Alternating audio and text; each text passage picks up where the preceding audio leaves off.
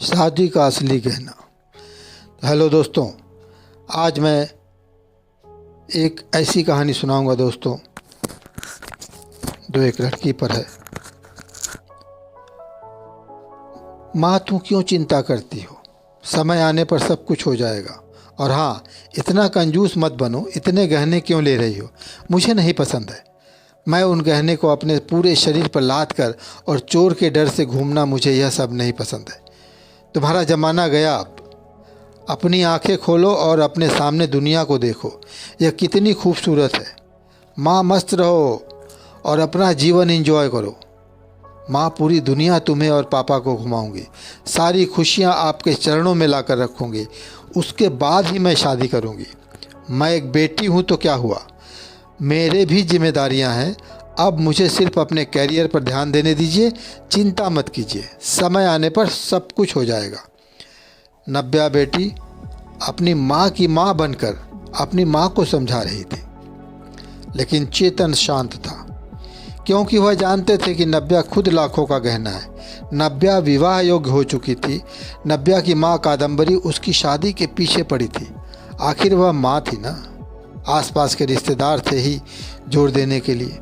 लेकिन नव्या अपने पैरों पर खड़ा होना चाहती थी, इसलिए वह शादी के बारे में नहीं सोच रही थी। इसलिए इस फालतू की चर्चा में उसे कोई दिलचस्पी नहीं थी। कादम्बरी सिर्फ एक वाक्य कहती थी, पढ़ाई करना तो तुम शादी के बाद भी सीख सकती हो ना। हमारी चिंता करना कम करो। नव्या अपने फैसले पर अड़ी हुई थी और कादम्बरी हमेशा चिंतित रहती थी। आसपास की लड़कियां शादी करके गृहस्थी संभाल रही थी। 8 दिन पहले नव्या की सहेली की शादी हुई। वह धूमधाम से हुई। शादी में उसके शरीर पर 1 किलो सोना पहनाया गया होगा। उसे हर रस्मों में एक गहना उसकी माँ अपनी बेटी के शरीर पर चढ़ा रही थी। दिखावा बहुत था शादी में। हमारी तो कोई भी तैयारी नहीं नव्या के शादी के लिए। चेतन तो किसी बात की चिंता नहीं करते। उसे याद आया, नव्या जब इस दुनिया में आई तब कादम्बरी के ससुर चेतन को बोले, चेतन, लड़की हुई है रे बाबा, अब दहेज की तैयारी में लग जाओ। कादम्बरी को बहुत बुरा लगा सुनकर। पिता बनने की बधाई देना तो दूर, दहेज की बात करने लगे। लेकिन चेतन इतने खुश थे कि मेरी संतान के रूप में पहली ही बेटी हुई। वह उसका लाड़ प्यार करने में मगन रहता था। वह उत्सुकता से नई नई चीज़ें नव्या के लिए ले आता। मूल रूप से नव्या बहुत बुद्धिमान और तेज तर्रार थी। वह उत्सुकता से नई नई चीज़ें सीखने के लिए इच्छुक थी। नव्या धीरे धीरे अच्छे संस्कारों में बढ़ती जा रही थी। शिक्षा के क्षेत्र में वह हमेशा अव्वल रही। नव्या ने मेरिट को कभी नहीं छोड़ा। शोकेस विभिन्न योग्यता, प्रमाण पत्र और ट्रॉफियों से भरा हुआ था। चेतन बोलता था, बस नव्या का सपना साकार करना है। इसलिए फिर उसकी शादी के लिए बचत वगैरह वह करता नहीं था। चेतन कादम्बरी को कहता था कि उसकी शानदार सफलता ही उसका सबसे कीमती गहना है। सब कुछ अच्छा होगा, चिंता मत करो।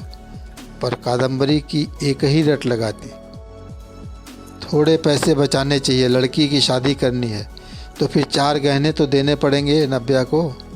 गले में क्या डिप्लोमा सर्टिफिकेट और ट्रॉफी ही लेकर खड़ी रहेगी मंडप में? ये कादम्बरी, शांत शांत, अपना ब्लड प्रेशर मत बढ़ाओ, मैं हूँ ना, फिर शांत हो जाओ। चेतन कादम्बरी को समझा रहा था। चेतन की शांत धुन सुनकर कादम्बरी की अंदर की माँ जाग जाती थी। गुस्से में वह चेतन को बुरा भला बोल देती थी। चेतन तब भी शांति से सब कुछ सुनता था। कादम्बरी बोली, अब मुझे ही कुछ करना होगा। नव्या के पापा तो कुछ नहीं करेंगे। कल उम्र ज़्यादा बढ़ गई तो शादी के बाजार में कोई शिक्षा को नहीं पूछेगा। रहा सवाल रहा गहनों का, एक भी छोटा बड़ा गहना बनाकर नहीं रखा। सोना सस्ता हो जाने पर बहुत बार बोलती थी, बना कर रखो, लेकिन इसके पिता ने तो मेरी एक न सुनी। शेविंग भी नहीं है। हमेशा उसके शिक्षा पर खर्चा करते थे। क्या बोलते थे, हमेशा शिक्षा एक अनमोल गहना है और इसकी कीमत बाज़ार में बढ़ती रहेगी, कभी सस्ता नहीं होगा। और रहा सवाल सोने के गहनों का, तो वह जब शादी होगी तब देखेंगे। चेतन का यह जवाब तय था। अंत में कादम्बरी ने उसे अपने गहने देने का फैसला किया। मेरे पिता ने कन्यादान में मुझे दिए थे।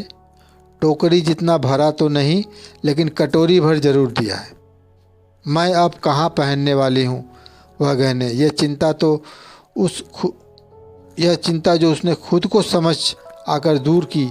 जैसे जैसे दिन बीतते गए, नव्या ने अपने स्मार्टनेस से पोस्ट ग्रेजुएशन पूरा किया। उसने पीएचडी करने का इरादा किया और उतने में सोने पर सुहागा अचानक उसे माइक्रोसॉफ्ट द्वारा सिलेक्ट कर लिया गया, जो पिछले साल के प्लेसमेंट के लिए आया था। एक बड़ा पैकेज उसके हाथ में रखा गया और गुड पोस्ट द्वारा और कई सुविधाओं पोस्टिंग के साथ अमेरिका में पेश किया गया। चारों उंगलियां घी में, साथ में पीएचडी कर सकती थी क्योंकि कंपनी ने उसे बोनस दिया था। नव्या अपॉइंटमेंट लेटर लेकर भागकर घर पर आई।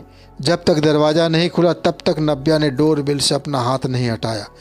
दरवाज़ा खुलते ही उसने अपनी माँ को गले से लगा लिया। माँ, अब लग जाओ शादी की तैयारी में। पापा, आप बस मदद करना। हाँ, यूएस जाना होगा ना मुझे। और अपॉइंटमेंट लेकर नव्या ने पापा के हाथ में रख दिया। चेतन ने वह लेटर जोर से पढ़ा। बाप रे नव्या, सच में यह अनमोल गहना अब शादी के बाजार में चमक उठेगा। ऐसा बोलकर कादम्बरी भगवान के सामने शक्कर रखी। कोटि कोटि धन्यवाद आपका भगवान जी। ऐसा बोलकर भगवान को हाथ जोड़कर नमस्कार किया। अब यह बड़ा गहना और अन्य छोटे बड़े सर्टिफिकेट के आभूषण नव्या के व्यक्तित्व पर अवश्य ही अच्छे लगेंगे। कादम्बरी, फिर बताओ, सोना लेने कब जाना है? चेतन ने उसे टोंट मारा।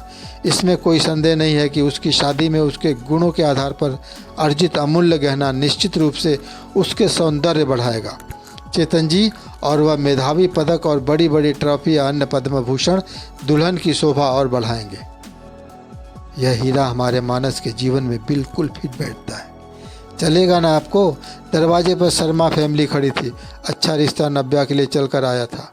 उनका मानस भी एक अनमोल रत्न था, सुंदर, सफल, प्रसिद्ध। अगर एक असली मोती को अपनी असली गुणवत्ता और तेज बनाए रखना है तो संदूक में बंद रहकर समुद्र के तल में चुप कर रहना पड़ता है, तभी मोती की कीमत बढ़ती है। आया क्या समझ में चेतन जी? शर्मा जी ने चेतन की तरफ देखकर मानस की तरफ देखा। कादम्बरी अंदर खुद को चिकोटी काट रही थी और सोच रही थी कि आखिर कौन से गहने का तराजू भारी है। आखिर शिक्षा एक अनमोल गहना है, उसे चोर से डर नहीं लगता है और उसे पहनने और तिजोरी में बंद करने की आवश्यकता नहीं है।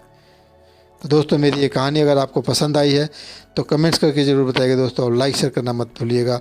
चलिए दोस्तों, फिर मिलते हैं अगली कहानी में। तब तक जय भारत, जय हिंद, नमस्कार।